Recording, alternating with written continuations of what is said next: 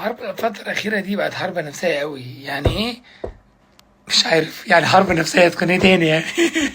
هم خايفين كل يوم يقول لك هنعمل اجتياح بري، تراجعنا عشان مصر، هنعمل اجتياح بري، تراجعنا عشان الجو. قرأت خبر قال لك تراجعنا عشان الجو ايه المطره؟ قال لك مطره ايه؟ الميك اب بتاع الشباب بتاع الجنود هينزل على العدسه مكبره في النص مش عارف اخلص.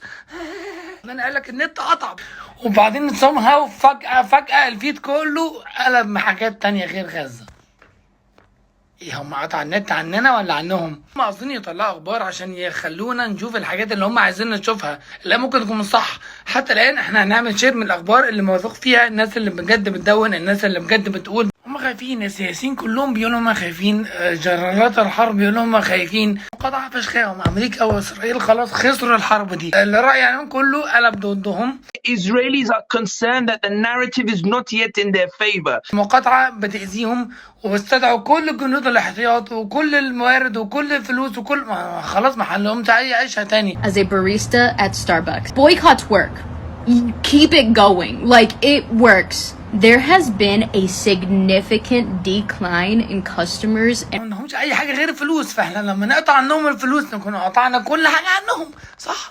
بنك هابلام ده بنك من البنوك الكبيره الاسرائيليه، مش عارف اسمه بينطقوا ازاي، خرع هابلام ولا بيقول ان المعركه دي متوقع توصل لاكتر من 7 مليار دولار. الشكل بتاعهم هبط دلوقتي اقل مستوى قصاد الدولار من 8 سنين، والبورصه بتاعتهم بتاعت تل ابيب هبطانه خلص اكتر من 10%، وده من 5-6 ايام لو انا دورت. انت عندك حق، واحد مش هيفرق بس كتير قوي هيفرقوا. انت واحد من الكتير قوي دول، احنا كتير قوي، العالم العربي كتير قوي، وانقطع لفتره كبيره قوي، ويا رب المقاطعه تفضل مكمله. انت بتقاطع عشان مبدأ.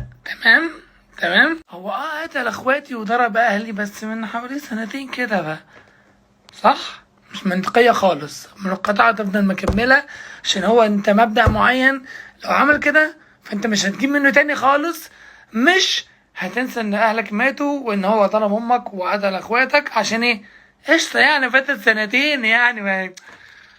وفي بجد مستثمرين وبراندز سحبت نفسها من اسرائيل، والانفستمنتس بتاعتها من اسرائيل، الابلكيشنز كلها بتنزل ريتنجز بتاعها. افتكر انت كمان تخش على الابلكيشنز بتاعت فيسبوك وانستجرام والحاجات دي كلها، اي حاجه كانت بيزيكلي مضلله بيفرق في الداخل والفلوس بتاعتهم. اب ستور اعمل كده من اي اب ستور، انا عندي كذا واحد فانا بعمل كده من كذا واحد. لو انت اندرويد مش عارف الفقراء بيعملوا ايه، بس جربت.